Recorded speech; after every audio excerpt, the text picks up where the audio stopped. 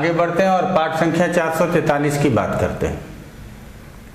और आज बात होगी मकर लग्न में बुध की। तो आप लोग जानते ही हैं कि पाठ को क्रम से पढ़ना है।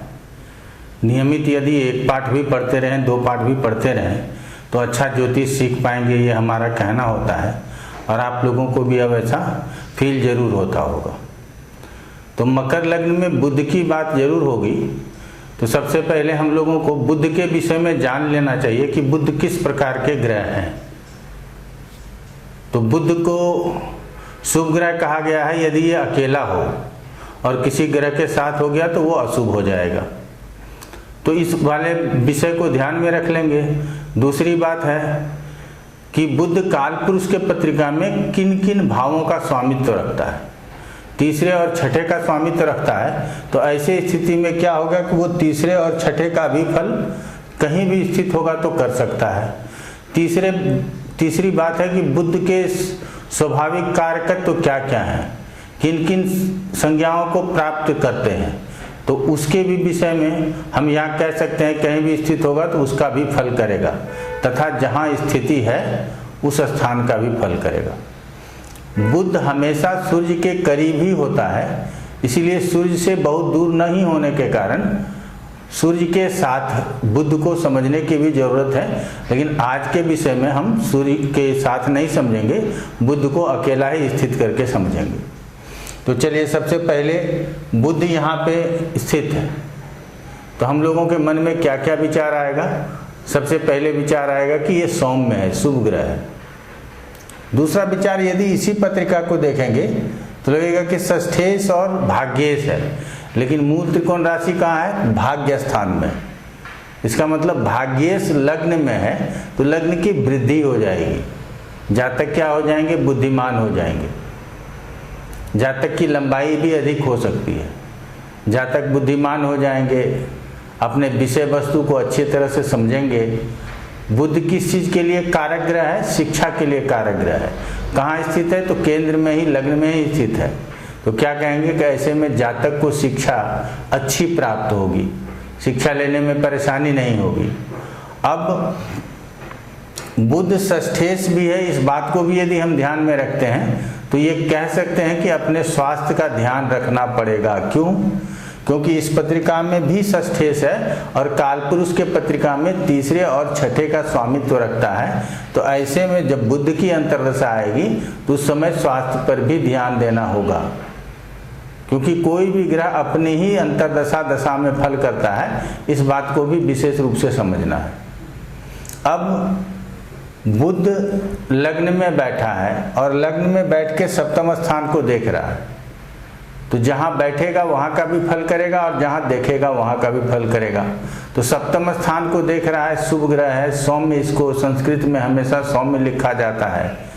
तो ऐसे स्थिति में क्या होगा कि सौम्यता बनी रहेगी, आपसी संबंधों में भी सौम्यता बनी रहेगी, बहुत अधिक लड़ाई झगड़े नहीं होंगे।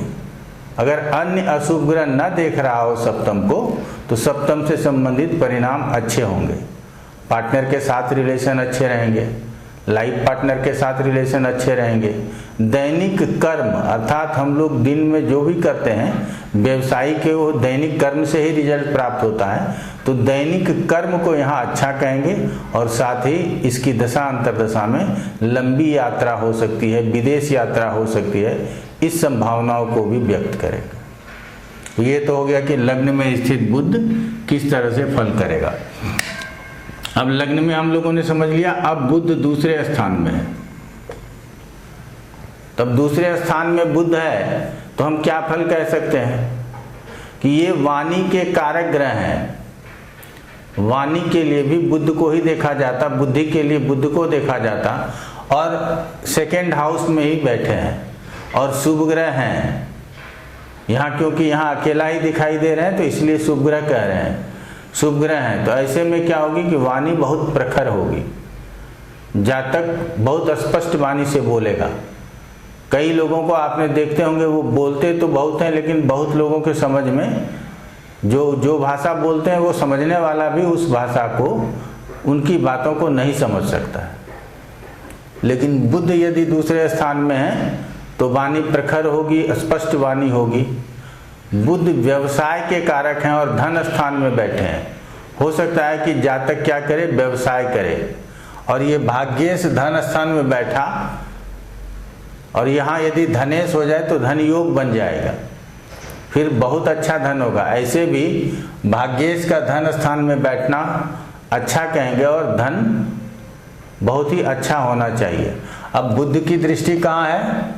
8वें स्थान के ऊपर है। तो 8वें स्थान से क्या देखते हैं हम? यहाँ से चोट चपेट दुर्घटना आदि देखते हैं। यहाँ से पैतृक संपत्ति की भी बात होती है, यहाँ से गुप्त ज्ञान गुप्त कला की भी बात होती है।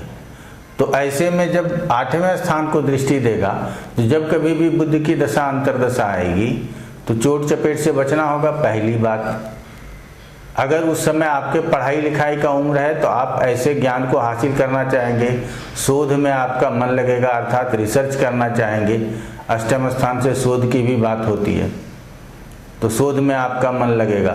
8वें स्थान से गुप्त ज्ञान गुप्त कला की बात होती है, तो अच्छे कलाकार हो सकते हैं आप। तो इस तरह की बातों को हम, बुध यदि दूसरे स्थान में स्थित हो तो हम लोग करते हैं। अब बुध यदि तीसरे स्थान में स्थित है,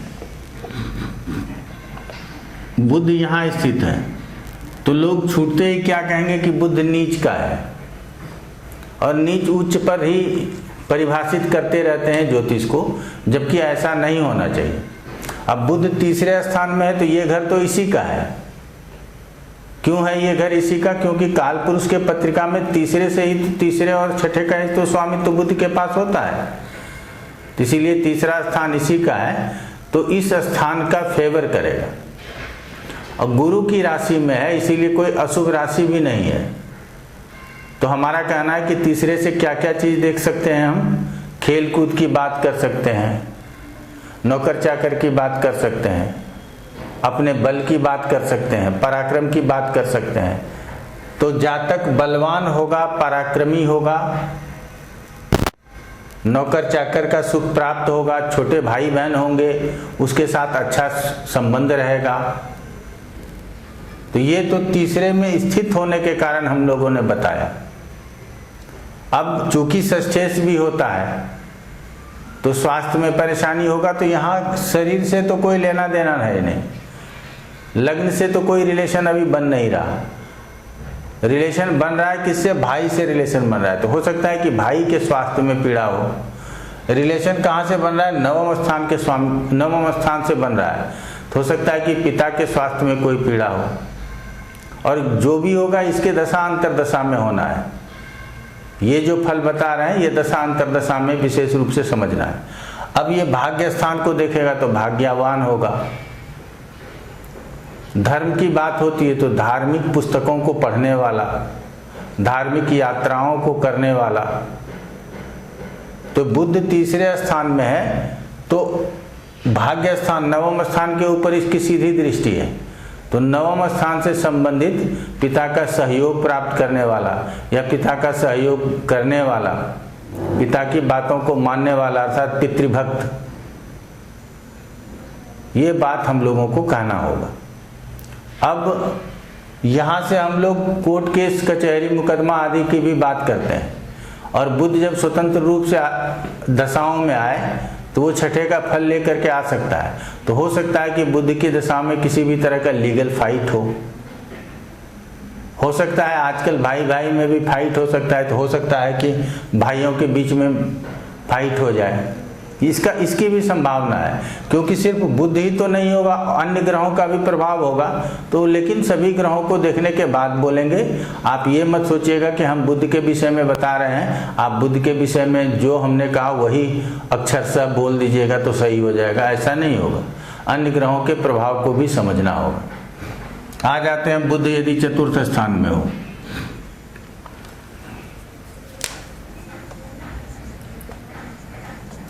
बुध चतुर्थ स्थान में है तो हम लोग अब यहाँ क्या कह सकते हैं? सौम्य ग्रह है। काल पुरुष के पत्रिका में तृतीयेश और षष्ठेश है, वर्तमान पत्रिका में भाग्येश और षष्ठेश है। तो चतुर्थ में आया है तो इसका मतलब है कि भाग्य का स्वामी भी है और बुध भी है। तो आपको भूमि भवन मकान इसका सुख प्राप्त होगा। माता का सुख प्राप्त होगा, माता के सुख में कोई कमी नहीं होगी।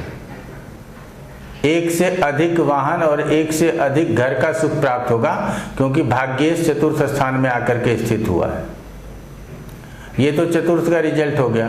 अब तीसरे और छठे का क्या रिजल्ट होगा, क्योंकि तीसरे और छठे का भी स्वामित्व रखता है। तो हो सकता है कि आप किसी विवादित भूमि को खरीद लें या किसी भी प्रकार के भूमि पर विवाद संभव हो, क्योंकि पृथ्वी तत्व के लिए तो जाना ही जाता है। चतुर्थ स्थान हमारे फिक्स एसेट्स अर्थात भूमि, भवन, मकान, फार्मलैंड, इसके लिए कारक होता है। तो इसीलिए हो सकता है कि किसी प्रकार का विवाद हो जाए। और यहाँ तृतीयेश होकर के, क्षमा चाहेंगे, षष्ठेश होकर के चतुर्थ स्थान में हो तो मामा के पक्ष से सहयोग मिले, ये भी संभव है। तो इस प्रकार से हम लोग इसको बताते हैं। अब बुध की दृष्टि कहाँ चली जा रही है, तो बुध की दृष्टि है दशम स्थान के ऊपर।